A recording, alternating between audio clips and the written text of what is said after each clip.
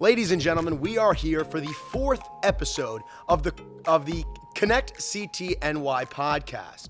We are coming to you live from the Ridges in Stamford, where we are gearing up for our event on May 18th. My name is Austin Glazer. I'm joined by my brother, my good friend, Mike Spindler. And Mike, how you doing? Dude, I'm sitting here and I'm super excited for this fourth episode. I think this one's going to be absolutely killer because it's like a different spin from what we've had. We're actually sitting down with our fourth guest, Leon Pllumaj, who is the owner of the Ridges, man. Thanks for joining us today. Thank you. And thanks for having us here. Right, Absolutely. thanks so And much. thanks for hosting the event here, too. Yeah. Of course.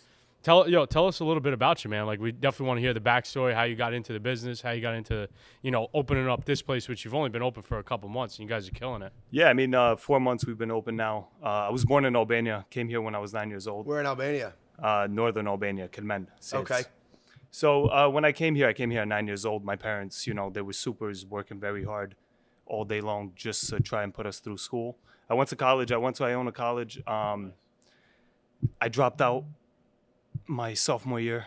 It just wasn't for me. Sure. So I was working in restaurants since I was 16, 17 years old, from busboy, runner, bartender, waiter, manager. I've done it all. So my best experience working was at Lenny's Steakhouse. Lenny's is great. Oh, yeah. That's Albanian owned too. Absolutely. I know him well. By Yeah, Lenny. yeah. Very nice guy. So Sure. I was friends with the son, and he offered me a job to bartend there, and it was great. I loved the restaurant industry, and I saw it from his end because he was always involved. Yep. I saw it from his end on, how everything matters in the restaurant industry. From the food to the customer, everybody who walks in through my door, they're treated as my brother, as my sister. I respect everybody that comes in here. So when you're in the hospitality industry, it's difficult because you have to please everyone and you need people to help you. It's not a one-man job. From the kitchen to the front, every little detail matters. The position of the glass, making sure everything is clean, spotless is very, very important. So when I was working for Lenny, I really dreamt of having my own restaurant, and thank God the opportunity came. I worked up here in Stamford. I worked in the city. I worked for Benjamin's Steakhouse. That's where I learned. Benjamin's. Wow, That's another where- great spot. If he just keeps referencing steakhouses, I'm going to know every single one of them. I think I have a problem. He's going to have to bring out a steak. Yeah, He's yeah, already yeah. starving. Get a We T-bone gotta out. put a house in here. So at Benjamin's, I learned everything that I know. Those guys, they're great. The owners are amazing. So I tried to model this business after them. Sure. Making sure that everything comes out to our guests' liking. Yep. So in this industry, you got to know people. And when you don't know people, when you know people, you could get things done right away. Yep. Sure. From, needing a table leg, very important. Mm-hmm. Needing extra tablecloths. Chairs, the whole nine. Because you never know how many people you're going to have Right. that night. Right. There's been nights where we had people who had reservations wait because we're such a small space. Right. Sure. We had to make them wait 30 minutes, 45 minutes at the bar having a drink because we had no more seating. That's one of the flaws of having a small restaurant. But then at the end, I can manage all of this by myself. Right. I see it as a positive though, right? Like I feel like this place is like super, like it's family oriented spot. Like you come in, it's not a corporate restaurant like some of the other places here. You feel like I feel right at home. Yeah. Like I feel like we're More hanging out comfy than my couch. for sure. You Yeah. know? I feel like you might fall asleep soon. Give me a break. So yeah, I mean, I have my little brother who works for me.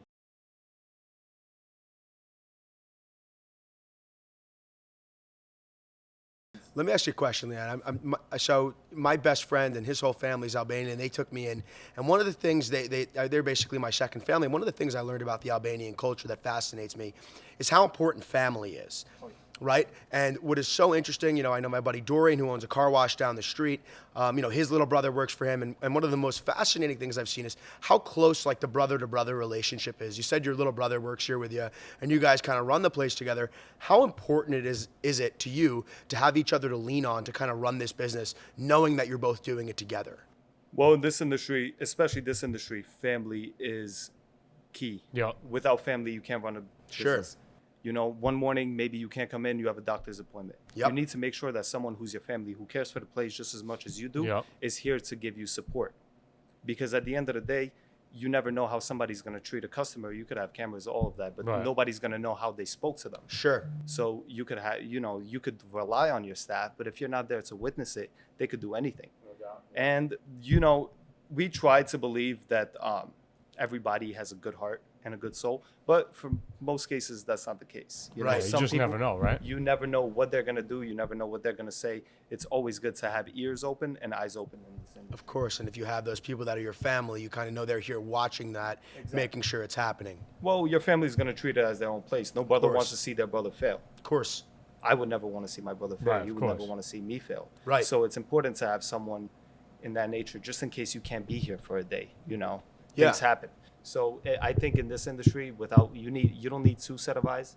You need like 6 set of eyes. Of course, you can never have enough hands. You can never have enough hands. Yeah, and I'm curious on like just kind of going back to you kind of like, you know, obviously where you started and you were at Lenny's, which is like like more like Westchester, right? It's a Mamaroneck. It's a yeah, no, it's Larchmont. Large right. Okay. right, So right, like right. what I'm curious on what made you pick like what led you to Stanford, question. you know, to be on High Ridge Road. Obviously the location's a home run. You got parking, like et cetera, great traffic. But I'm curious on what kind of led you to picking this location. So after COVID, I actually left Lenny's for some personal reasons. I Right. left Lenny's Steakhouse. I wanted to change. I wanted to see more. Right. Because I knew that by knowing only one restaurant, I would never be able to have my own Right. restaurant. I needed Smart. to have my eyes open and see what other places do.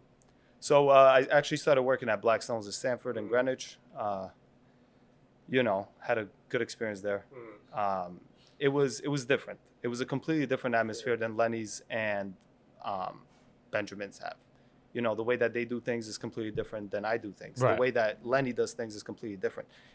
Working at all of these places helped me see and visualize what I want to do here exactly. Of course. So it's not like, you know, one thing could work for one person and then it won't work for the other Yep. person. You can't copy and paste into this industry. You have to learn from everybody. Yeah. So that's my take on that. So I liked Stanford, actually. I loved Stanford. It's a beautiful city. The people are great. I come from the Bronx, so I travel up here every single day. But Stanford, this place came up. It was an Irish pub. Yeah. Like a dive Yep. bar. I know. I had no idea it even closed. I didn't associate the two together. Wow. You know, the place didn't look like this at all. Of course no, not. not as nice as this. So You guys did a great job It on was the a rental, classy by the way. establishment. thank you. I mean, there was a divider here. There wasn't many tables. There was around like 8-10 tables. Then they had the bar. So it's actually been really difficult adjusting to what people were used to. Envisioned what this place was now versus what it is now. Correct. I mean, you know, I did the work myself. I saved Wow. I saved everything that I had, bought the materials. We did Wow. the work, my brother and I. Wow. So you know, we got the place up and running in 2 months. So now, you have a lot of sweat equity in this place because you physically did the renovation on this place. Wow, that's crazy, man. Well, I mean, you know, I had whatever I had to work Right. with from what I was able to save up Right. in order to get this place. Right. A lot of people see me, they see a 23-year-old, they think, oh yeah, he came from a rich family, he bought a restaurant. No, that's not the case. Yeah. You know, Wow. I've been working in this industry since I was 16 years old. So what is that for? 7 years now? Yep. And I was finally able to get my own place. I learned a lot. I'm still learning every day, and every day's a battle. I got to tell you, I think one of the coolest things about what you and I are doing, Mike, for ConnectCTNY and the podcast and the events, it's things like this right here, right now, right? When we go through the process of looking for our next venue, this is the first time I think we've ever sat down with someone who's an owner to like really find out more about them. And it's such an empowering story to hear where you're coming from, especially because 90% of the time when we do these events, you know, our sponsors are guys in our industry, you know, real estate agents, mortgage brokers, insurance agents, lawyers, like you're on the opposite end of the spectrum, you know, and it's very interesting to hear all that you've done to be here. And, you know, first off, you know, kudos to you, dude. That's very, very cool. So I'm not asking a single question on our list. I don't even care. I'm having a great time. Yep. So tell me one thing. When it came to designing the menu, how'd you do that? So when it came to designing the menu, I had a vision of what I want to serve. Right. Right. And I had a vision of also what I know how to cook. Are you the cook? I actually do not cook in the back. My chef is Edwin Pineda. He's Okay. awesome, fantastic. But I did, you know, lay out how I wanted it to be cooked. Wow. So over here, we're a traditional American steakhouse. Okay. But we Okay. have things from all over the world as well. From escargot, Really? French dish. Snails. Snails. They're Nice. delicious. With pernod. Absolutely amazing. This guy's such a salesman. He knows that after this, we're going to have to stay and eat lunch. Is he Absolutely. kidding me? Yeah, Is he yeah. kidding me? He's been feeding me cappuccinos all morning, you know? Yeah. So, our menu is it's largely wide. We have salads, soups, we have our appetizers. But the main thing that we try to focus is on giving people the New York City steakhouse experience. 100%. The porterhouses, the tomahawks, they're 28-day dry aged in-house. We dry age them for 28 days, and they come out served in a hot sizzling plate. Those are generally served for 2 people. As he's looking at us, we're 2 guys. Like, is he kidding me with this right now? One thing that we do for each guest is when they come in is we have our own homemade potato chips, and as soon as they sit down, they get the homemade potato chips. We season them with our secret blend of dehydrated vegetables, which is... Is that what's on the table? Like, what is that right there next to the salt shaker? This is it. Is that it? I was wondering that. Yeah, I've been wondering all day. Is that Because pepper? There's no pepper here. There's no pepper on the table. We have pepper freshly ground. Hold on for the camera. How you doing? Put a little bit over here and try it.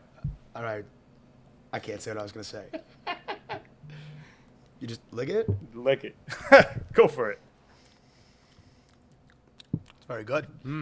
Gonna need him to give us a steak so I can try it for real. Ooh, wow, or the potato chips, whatever. That's good.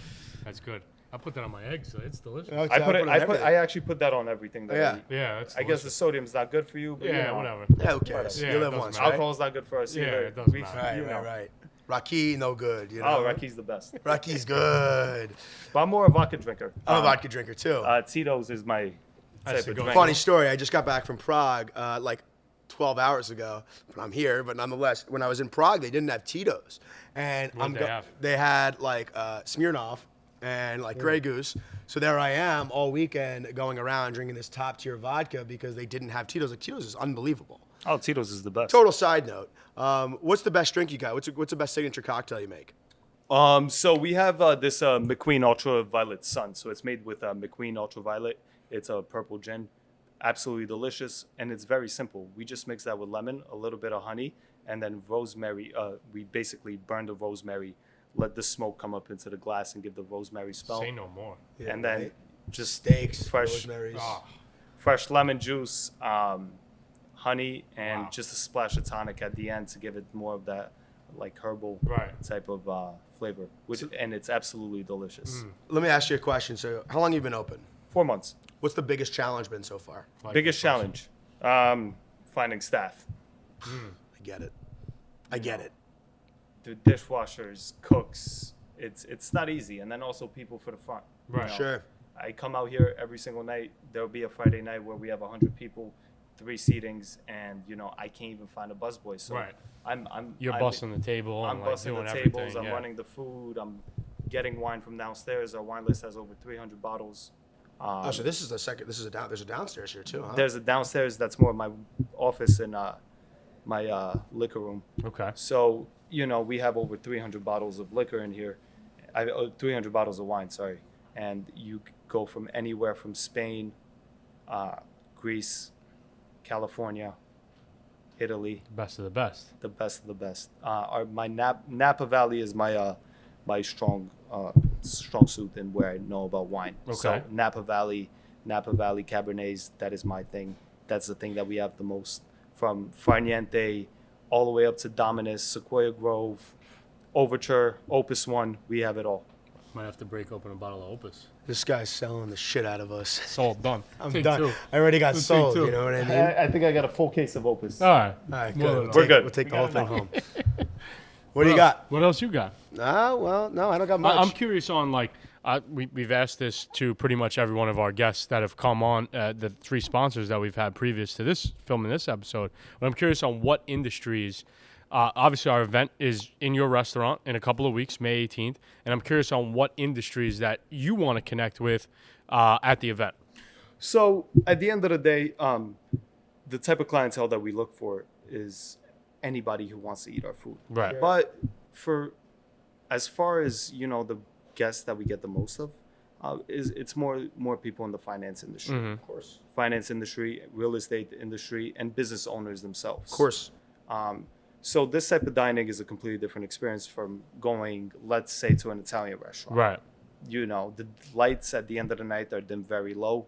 We have these spotlights for each table, and it creates more of an intimate setting, making it feel like when you're here, you're the only person that's in here. Strategic. So you know, when people come in, corporations come in with their guests and their clients, you know, they want to impress them. And that's what we are here for. We're here to impress people's guests and clients. Somebody wants to take their mother out for Mother's Day or her birthday, you know, they're going to be impressed when they come to us because we're going to make sure that the mother and that whole table is being treated as their own family. Right. Sure. Right. Now, you guys, I'm sorry, you guys also do a brunch as well, if I'm not mistaken, right? Is it bottomless? It is bottomless. So, What time is it? So I'm curious. It's Monday. So Monday's a relative term. what's the vibe on that? Like, what days of the week is that? Like, give me the whole. So Saturdays and Sundays we do brunch in the morning from 11 to 3. Okay. Usually we do have a DJ wow. once a month. DJ Mike House and Tommy Carlucci. Okay. Yeah. I've heard of them. They're the ones that do our DJing. We only do the parties once a month because it does get a little bit hectic. Right, Last time right. we had it here with them, it was absolutely packed. You Yep. know, everything was all over the place. People at the bar, people moving around. Right. You know, we're doing another one at the end of May, so I think that's going to be a great Might have to come experience. check that out. I'm just gonna move in. Said the couch was comfy, right? Couch is comfy. I could totally take a nap here. Well, listen, let's begin to wrap up. But I have one question. You know, how can people find you? People can find us on Instagram, What's the name? To give us The app. Ridges CT. You could go on theridgesstanford.com. They could find us. Open table. All you have to do is look up The Ridges. You'll see us. You'll see our reviews, what people have to say about us. All over Google. You just got to put The Ridges and we'll come up. All right. Nice, That's bro. about it. Well, let's do it. Let's raise a glass, huh? Let's Gazor. have some. Cheers. Thank you, man. guys. Gazor.